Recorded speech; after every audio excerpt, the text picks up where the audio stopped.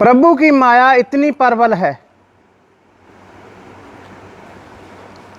जे आत्मा जे जीव जिस योनि में भी पैदा हुआ है उसी में मोह माया के जाल में फंसा हुआ है, उसमें निकलना नहीं चाहता, उसको छोड़ना नहीं चाहता, चाहे कितने भी कष्ट झेलता हो, परंतु उसको जो छोड़ना नहीं चाहता।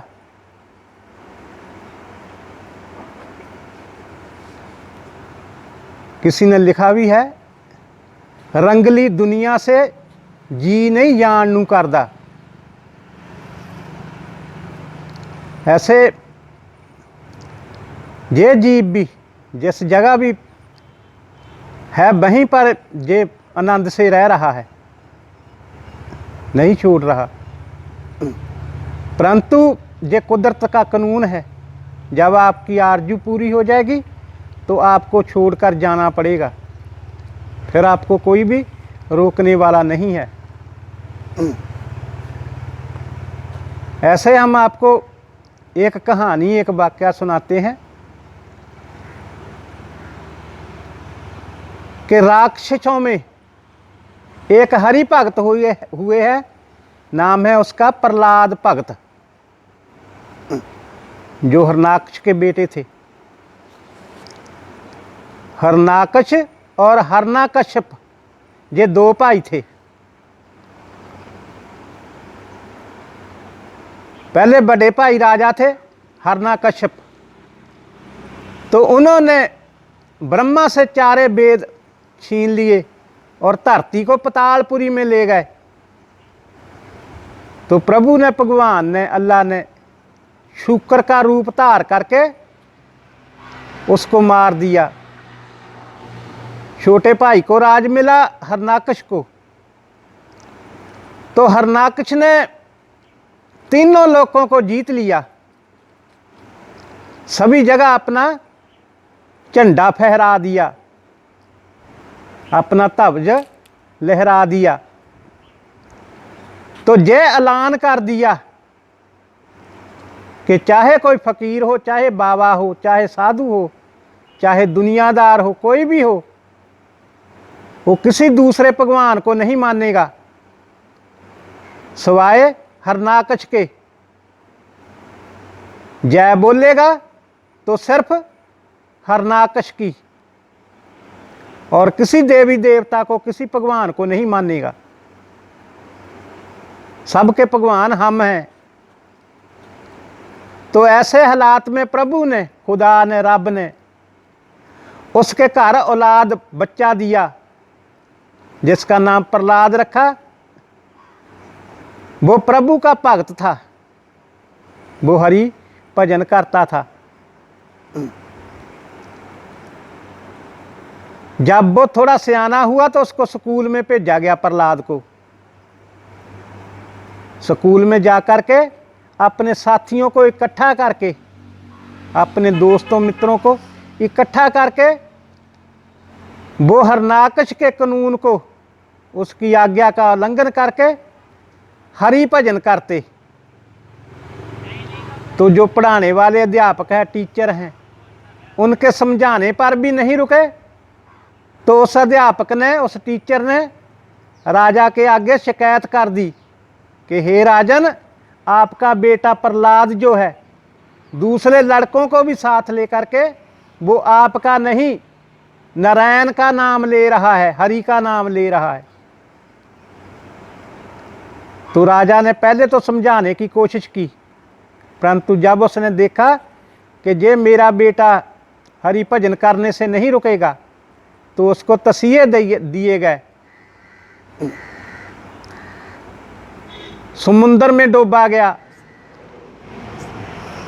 पहाड़ी के ऊपर से गिराया गया,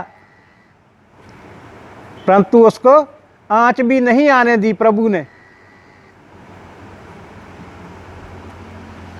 जिसको राखे साइयां मार सके ना कोई। तो प्रभु बचाते रहे। ऐसे ही हरनाकश की एक बहन है, होलिका नाम है उसका। वो चिखा के ऊपर बैठ गई प्रहलाद को मारने की नीयत से, परंतु प्रहलाद तो बच गए, होलिका जल गई। तो हरनाकश ने गुस्से से आकर के लोहे के थंब लाल करवाए, गर्म करवाए, और प्रहलाद को बोले कि इसको ऐसे जफ्फी डालो, पकड़ो इसको।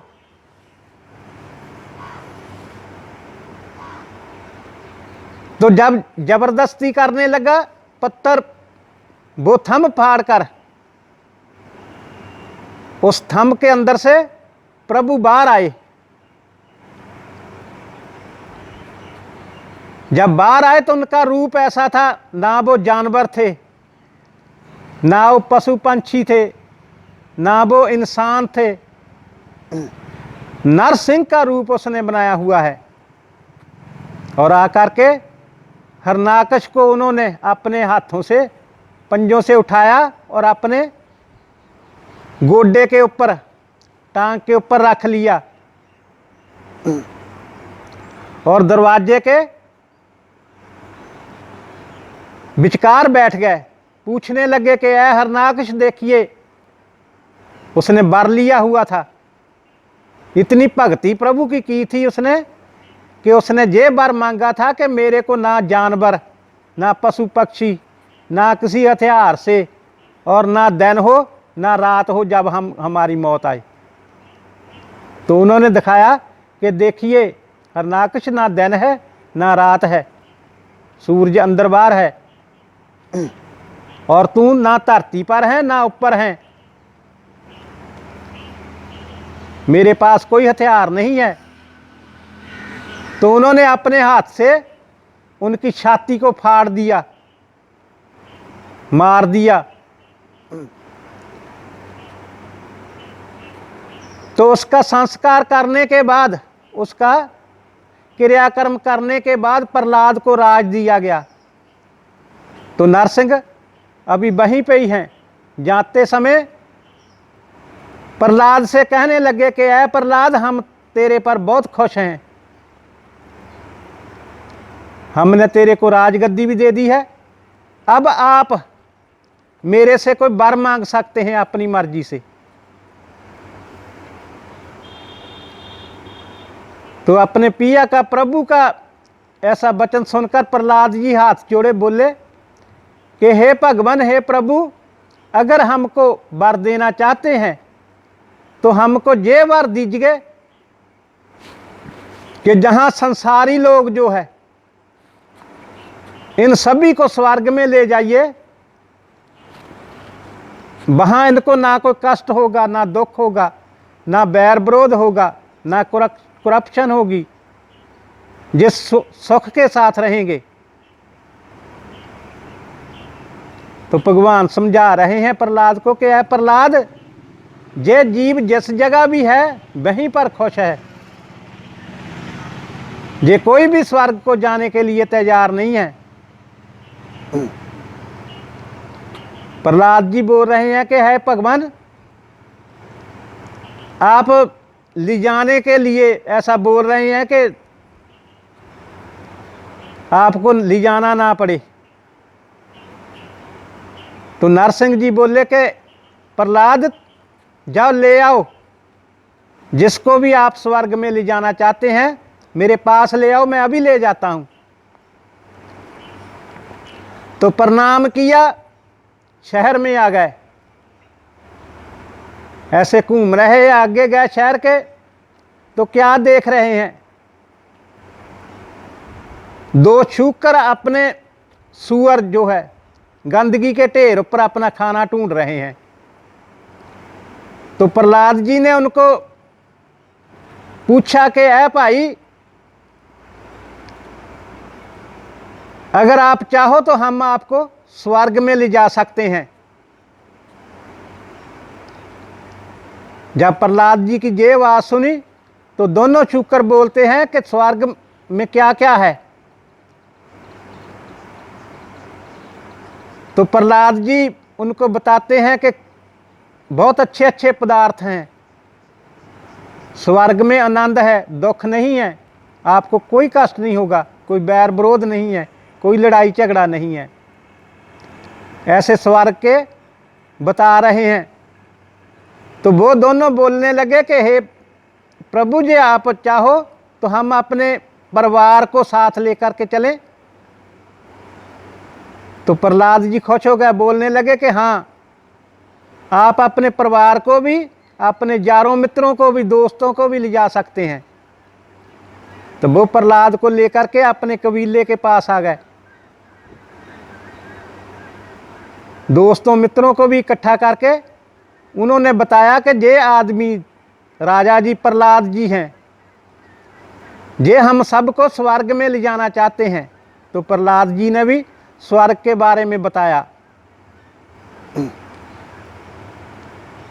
तो उनकी, प्रहलाद की बात सुनने के बाद कबीले वाले पूछ रहे हैं कि हमारे खाने के लिए तेरे स्वर्ग में वहाँ गंदगी के ढेर हैं। तो प्रहलाद जी बोले कि वहाँ गंदगी नहीं है, वहाँ सफाई ही सफाई है। तो उसको बोलने लगे कि नहीं भाई, तू अपने स्वर्ग को अपने पास रख, जिस जगह हमारे खाने के लिए नहीं है, हम उस स्वर्ग को क्या करेंगे। तो उनकी बात सुनकर प्रहलाद जी आगे गए। जब आगे गए तो एक वृद्ध आदमी को देखा, बूढ़े आदमी को। वो ऐसे कोस रहा है अपने कबीले को, अपने परिवार को, कि मेरे को कोई पानी नहीं पूछता, मेरे को टाइम से कोई खाना नहीं देता, मेरे से गाली देते हैं, मेरे को लात भी मारते हैं, धक्के भी मारते हैं। ऐसे दुखी देखकर, उनकी बातें सुनकर, उनके विचार सुनकर प्रहलाद जी उनके पास गए कि ये तो जरूर जाएगा, ये दुखी है आदमी। हाथ जोड़े बोले कि हे प्रभु, हे इंसान, आप चाहो तो हम आपको स्वर्ग में ले जा सकते हैं।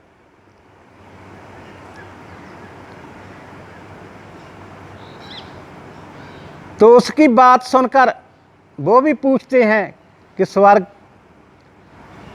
में आप हमको क्यों ले जाना चाहते हैं।